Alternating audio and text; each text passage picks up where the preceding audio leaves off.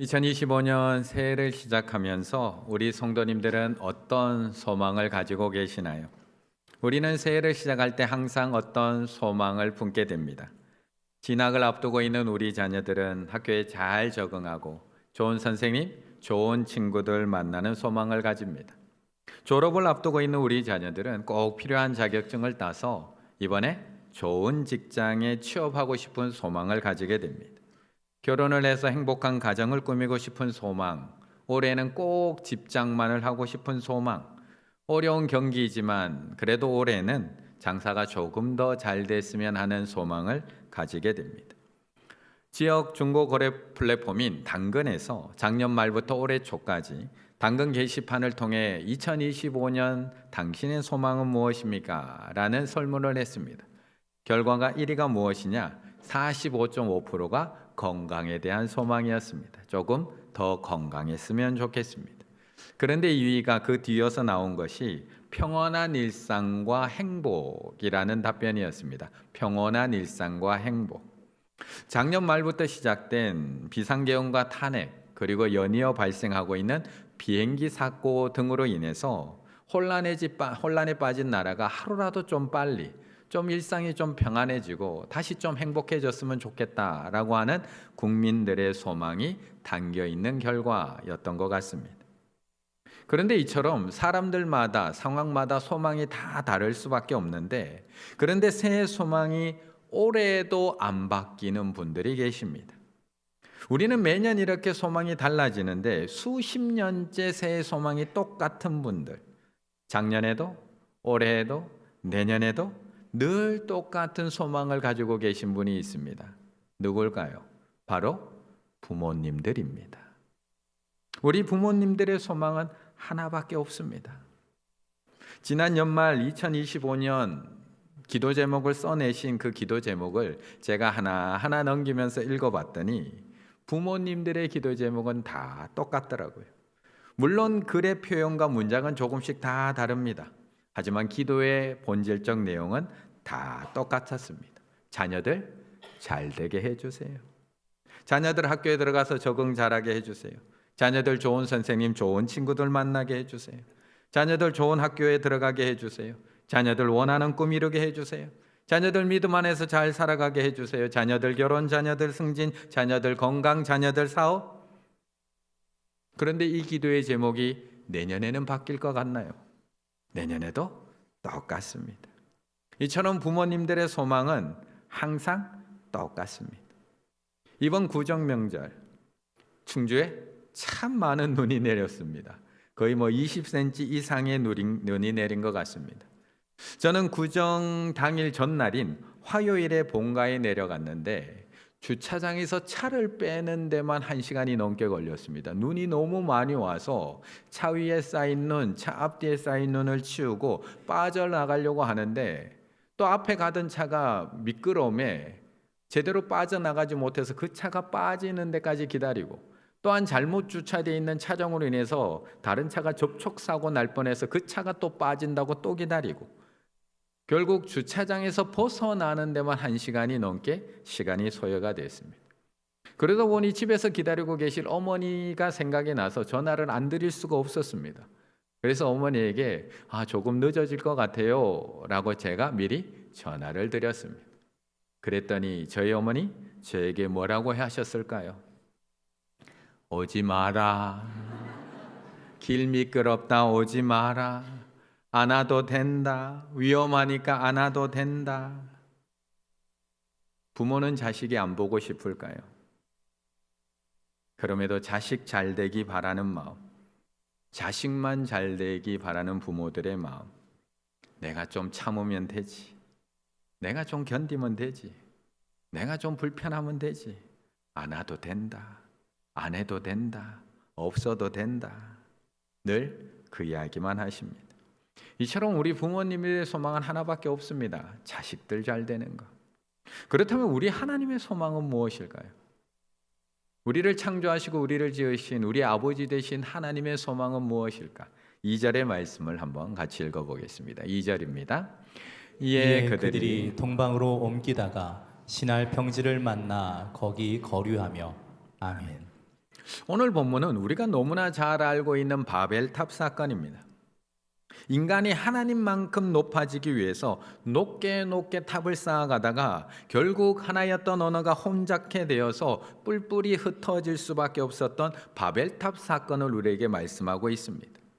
그런데 오늘 이 사건의 시작은 창세기 11장이 아니라 정확하게는 창세기 9장에서 오늘 이 사건은 이어지고 있다는 겁니다.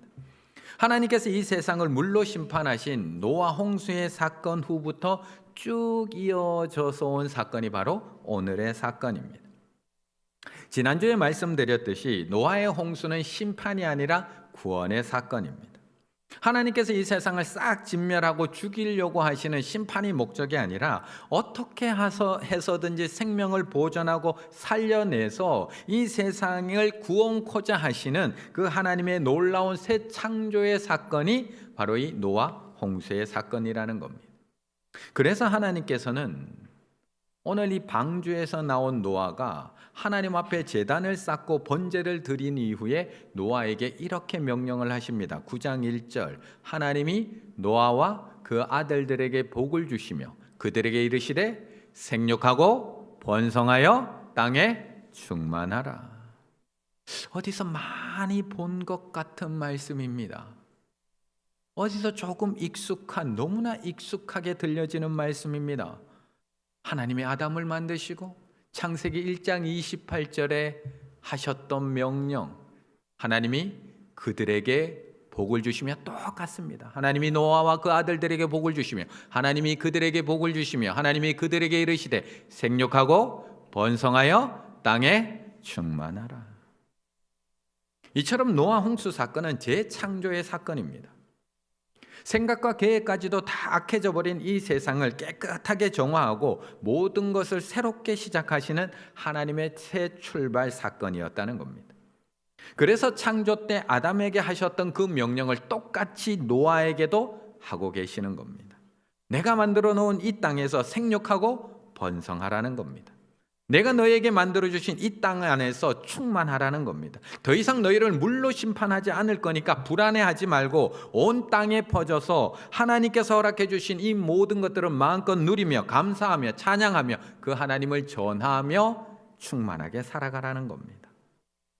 그래서 창세기 9장 1절에 하나님의 창조 명령 이후에 노아의 후손들은 하나님의 명령을 따라 퍼져나가기를 시작을 합니다. 9장 7절 너희는 생육하고 번성하며 땅에 가득하여 그 중에 번성하라 하셨더라.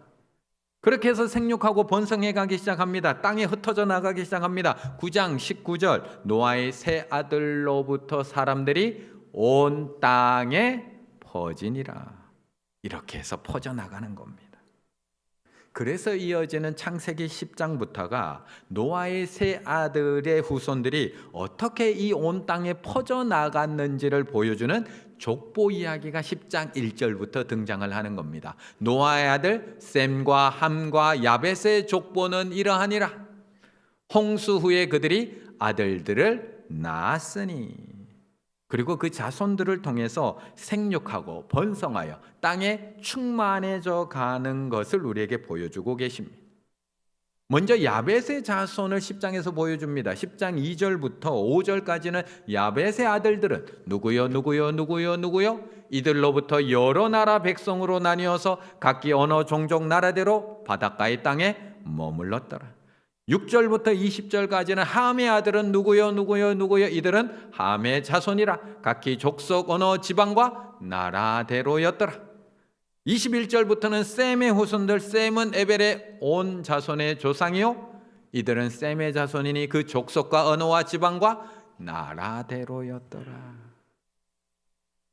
이렇게 해서 나누어져 갔다는 겁니다. 그리고 마지막 32절에 어떻게 마무리가 될까요? 이들은 그 백성들의 족보에 따르면 노아 자손의 족속들이요 홍수 후에 이들에게서 그 땅의 백성들이 나뉘었더라. 고 족보가 마무리되고 있는 겁니다. 이렇게 해서 나누어진 노아의 후손들 몇 명일까요?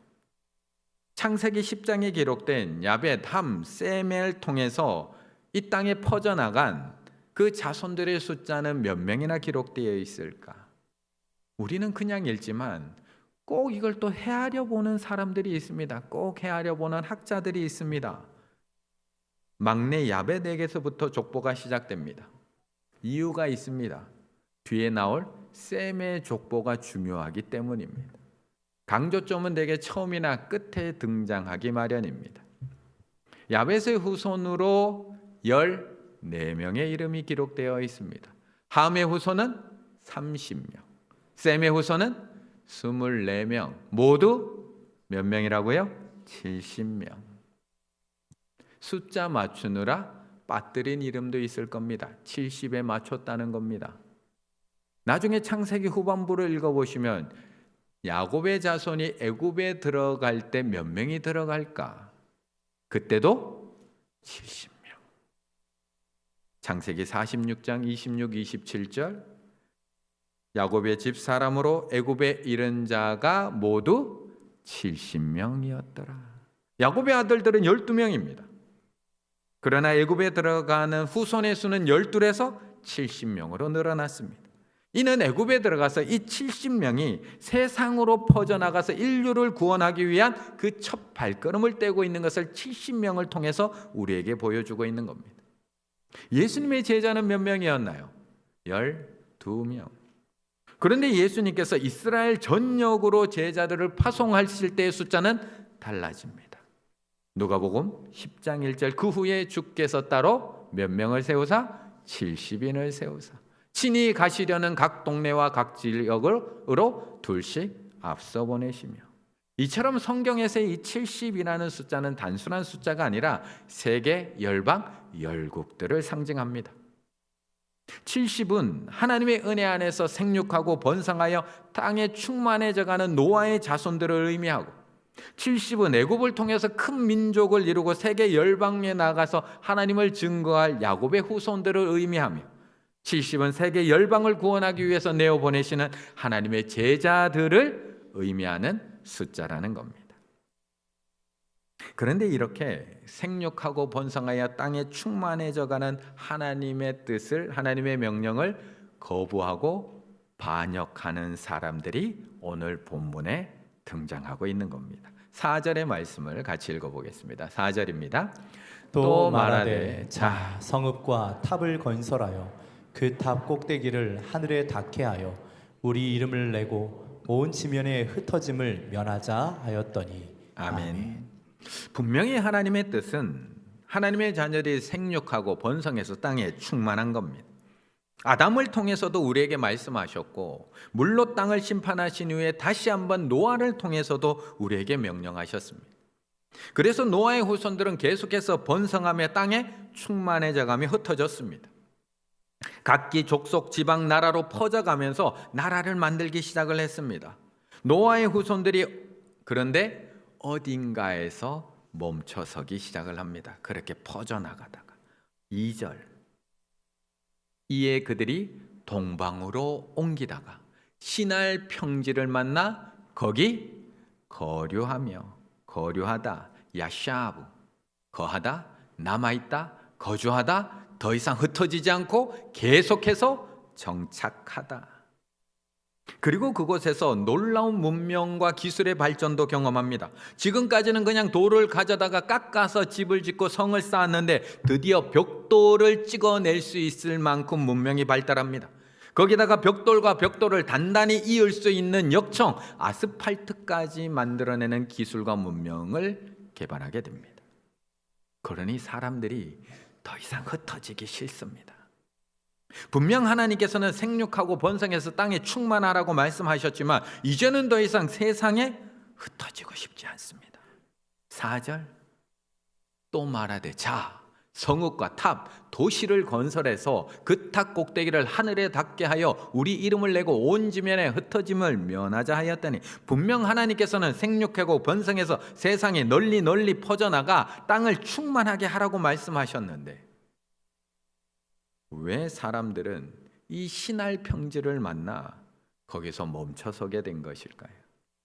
왜 동방으로 옮겨 가던 사람들이 시날이라고 하는 이 평지를 만나서 왜 거기 계속 정착하며 떠나지 못하고 살려고 했던 것일까?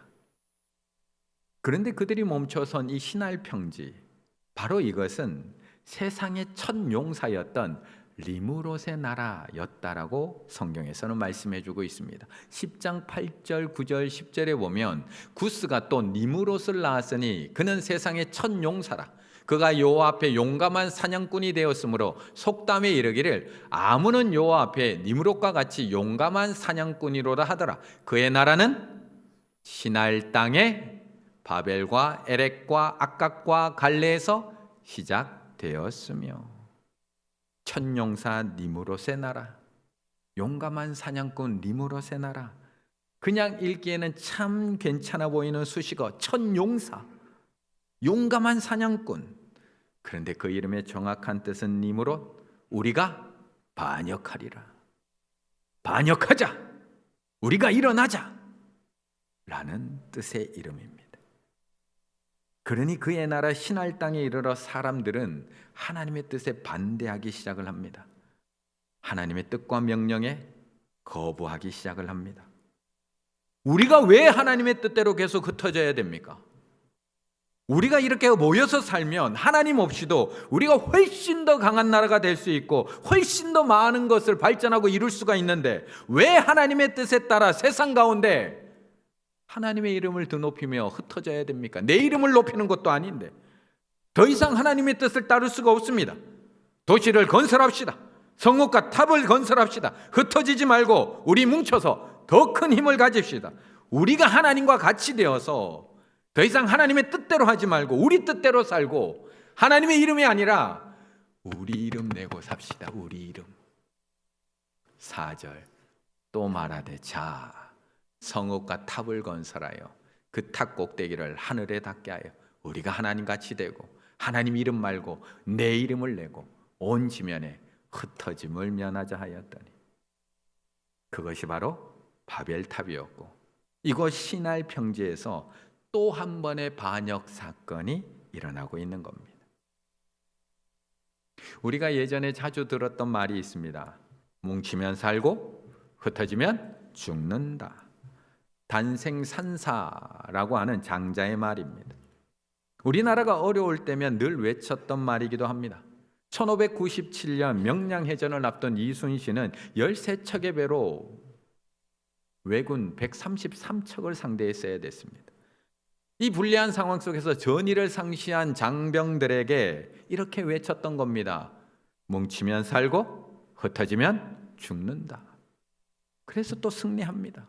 이후에 1945년 이승만 대통령도 한국 한영에서 5만 명의 군중을 향해서 국한의 그 공산화를 막아서기 위해서 국민들에게 우리가 비록 약하지만 뭉치면 살고 흩어지면 죽는다 라고 외치기도 했습니다. 6.25 전쟁으로 인해서 부족한 국력으로 북한과 맞서 싸워야 했던 국민들에게도 뭉치면 살고 흩어지면 죽는다 라고 이승만 대통령은 늘 외쳤던 말이 바로 이 말입니다. 이처럼 분명 위기의 상황 앞에서 우리는 뭉치면 살고 흩어지면 죽습니다. 나라가 힘들고 어려울 때면 분명히 우리는 힘을 모아야 됩니다. 하나로 뭉치지 않으면 이 위기를 극복하고 살아날 수가 없습니다. 때로는 혼자 힘으로는 도저히 불가능한 것도 힘을 모으면 우리는 얼마든지 해낼 수 있습니다. 그런데 사람들이 모여들고 뭉치기 시작하고 힘이 생기기 시작하면 그 힘으로 우리는 무엇을 하고 있을까요? 그 힘으로. 사람들이 모여서 뭉치기 시작하고 힘이 생기기 시작한 정당들은 무엇을 하고 있을까요? 사람들이 모여서 힘이 생기기 시작한 찬성 집회는 무엇을 하고 있고, 사람들이 모여서 힘이 생기기 시작한 반대 집회는 지금 무엇을 하고 있을까요? 사람들이 모여서 힘이 생기기 시작한 그 조직은 무엇을 하고 있고, 사람들이 모여서 힘이 생기기 시작한 그 맘카페는 무엇을 하고 있을까요? 사람은 힘이 생기면 그 힘으로 하나님처럼 높아지고 싶어 합니다. 그래서 군중들 앞에서 하나님처럼 함부로 말하기 시작을 합니다. 사람들 앞에서 하나님의 이름이 아니라 내 이름을 내고 싶어 합니다. 더 많은 사람들을 모아 더 큰 힘을 가지고 더 큰 도시를 건설하고 싶어 합니다. 그리고 나와 함께 하지 않는 자, 그들은 다 적입니다. 뭉치면 나는 살지만 상대는 죽습니다. 그래서 하나님은 흩어지지 않으려고 하는 사람들, 모여서 더 큰 힘을 가지고 하나님처럼 되려고 하는 사람들에게 전혀 예상하지 못한 방법을 하나 사용해서 그들을 다시 흩으십니다. 9절의 말씀 같이 읽습니다. 9절입니다. 그러므로 그 이름을 바벨이라 하니 이는 여호와께서 거기서 온 땅의 언어를 혼잡하게 하셨음이니라. 여호와께서 거기서 그들을 온 지면에 흩으셨더라. 아멘. 하나님께서 창조해 주신 이 세상에서 아담과 하와는 하나님의 말씀대로 그냥 생육하고 번성하고 그냥 땅에 충만하기만 하면 됐습니다. 그런데 그 명령에 순종하지 못하고 하나님같이 하나님처럼 되려고 하다가 타락하고 말았습니다. 노아의 사건, 홍수 사건 이후에도 노아의 후손들이 하나님의 명령대로 하나님을 온전히 믿으며 생육하고 번성하고 땅에 충만하기만 했으면 됐습니다. 그런데 이번에도 또다시 하나님처럼 높아져서 자신들의 이름을 내려고 하다가 또다시 실패하고 말았던 겁니다. 그런데 하나님께서는 이번에 참 재미있는 벌을 내리십니다. 아담과 하와처럼 에덴에서 쫓아내시는 것도 아닙니다. 노아 시대처럼 물로 심판하시는 것도 아닙니다. 소돔과 고모라처럼 유황불을 내리시는 것도 아닙니다. 단지 9절. 그러므로 그 이름을 바벨이라 하니 이는 여호와께서 거기서 온 땅의 언어를 혼잡하게 하셨음이니라. 이게 벌인가요? 혼잡하게 하셨음이니라. 여호와께서 거기서 그들을 온 지면에 흩으셨더라. 영어 공부하게 된 게 벌이신가요? 중국어 공부하시게 된 게 벌이신가요? 언어를 혼잡하게 하여 그들을 온 지면에 흩으십니다. 그래서 오늘 본문이 끝난 바로 이후에 10절이 어떻게 이어져서 시작하느냐. 10절, 셈의 족보는 이러하니라. 바로 흩어지는 걸로 넘어가고 있는 겁니다. 흩어지지 않기 위해서 성과 탑을 쌓던 인간들이 결국 다시 흩어져 가는 이야기로 이어지고 있다는 겁니다. 그래서 오늘 이 바벨탑 사건은 그 말씀의 위치를 유심히 지켜보셔야 된다는 겁니다. 9장 1절부터 시작된 생육하고 번성하여 땅에 충만하라는 하나님의 말씀을 따라 점점 흩어져 가던 노아의 자손들이 니무롯이 다스리는 시날 평지에서 우리가 더 이상 흩어지지 말자, 우리가 이제 하나로 똘똘 뭉쳐서 하나님처럼 되고 하나님의 이름이 아니라 우리 이름을 내고 정말 우리끼리 정말 똘똘 뭉쳐 행복하게 살자라고 했던 인간들이 하나님께서 언어를 혼잡하게 하심으로 다시 온 땅으로 흩어지는 그 하나님의 손길을 보여주고 있는 것이 바로 오늘 본문의 말씀이라는 겁니다.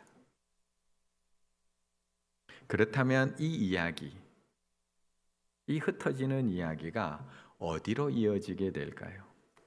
11장 26절, 데라는 70의 아브라함과 나홀과 하란을 낳았더라로 이어지게 되는 겁니다.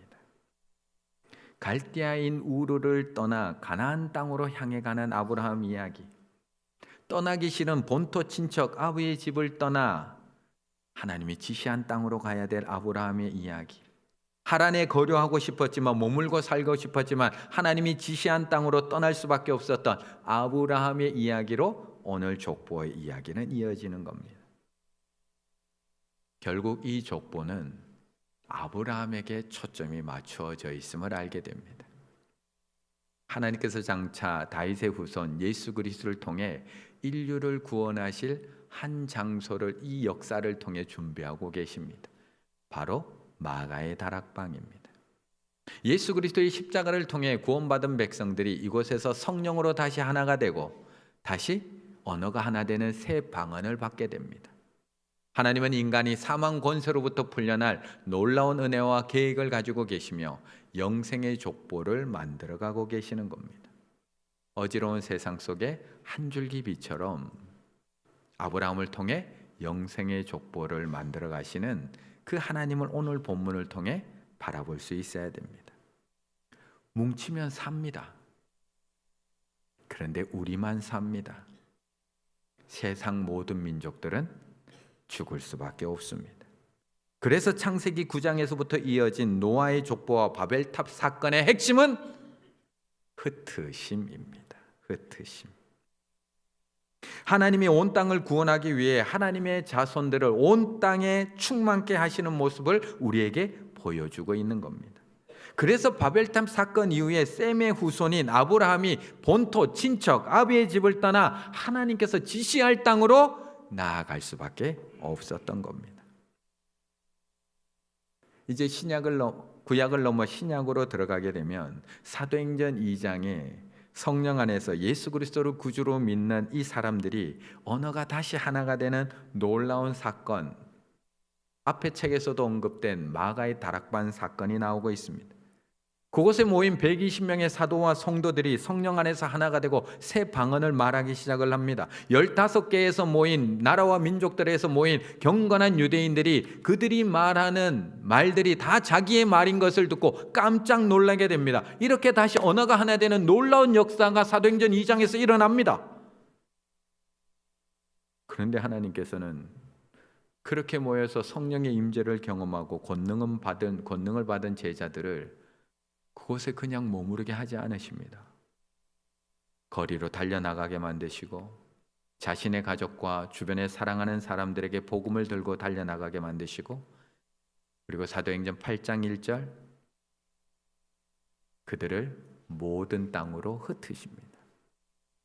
그리고 4절 그 흩어진 사람들이 두루 다니며 복음의 말씀을 전하게 됩니다. 우리가 뭉치면 우리는 살지만 열방은 죽습니다. 우리가 여기가 좋사오니 뭉쳐서 교회 안에서만 행복하게 살면 세상은 죽을 수밖에 없습니다. 우리는 분명 오늘 이 예배를 통해서 회복되어야 됩니다. 하나님의 은혜로 회복되어야 하고 성령의 충만함으로 회복되어야 되고 예수 그리스도 안에서 하나됨을 회복해야 됩니다. 주도 한 분이요 믿음도 하나요 세례도 하나요 하나님도 한 분이시니 부르심의 한 소망 안에서 우리는 다시 온전한 하나가 되어야 합니다. 하지만 이 하나됨으로 이곳에 모이는 것이 아니라, 이곳에 모여 있는 것이 아니라 다시 흩어지셔야 됩니다.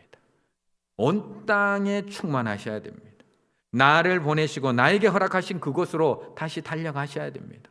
나의 가정, 나의 직장, 깨어진 관계 속으로 다시 흩어져 들어가셔야 됩니다. 나의 학교로, 나의 캠퍼스로, 삶의 자리로 흩어지셔서 내 뜻이 아니라 하나님의 뜻을 이루어 가셔야 됩니다. 내 이름이 아니라 하나님의 이름을 드러내셔야 합니다. 우리는 세상을 포기하면 안 됩니다. 교회의 가장 중요한 사명, 세상을 교회, 즉 하나님의 나라로 만드는 것이 교회의 사명, 우리의 사명입니다.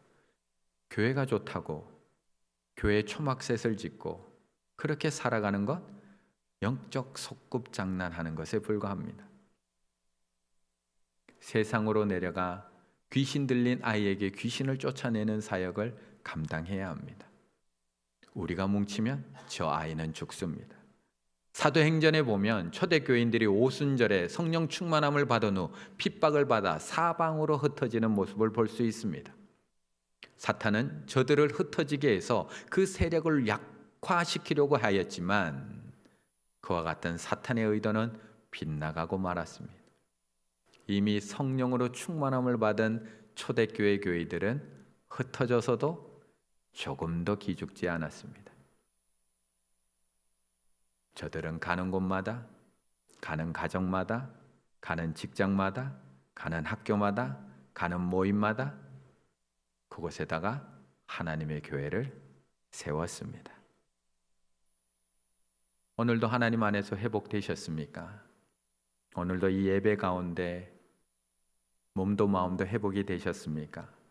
오늘도 예수 그리스도 안에서 새 힘을 얻으시고 다시 회복되셨습니까? 그렇다면 하나님이 나를 보내신 가정과 직장과 학교에서 나를 왜 여기에 보내셨지? 왜 나를 여기다 흩어 놓으셨지? 그 이유를 다시 한번 생각하시며 나의 이름이 아니라 하나님의 이름을 그곳에서 드러내시고 나의 뜻이 아니라 나를 통해 세상 모든 민족이 구원을 얻기 원하시는 그 하나님의 뜻을 이루어 가시는 우리 충일의 가족들 다 되시기를 간절히 바라겠습니다.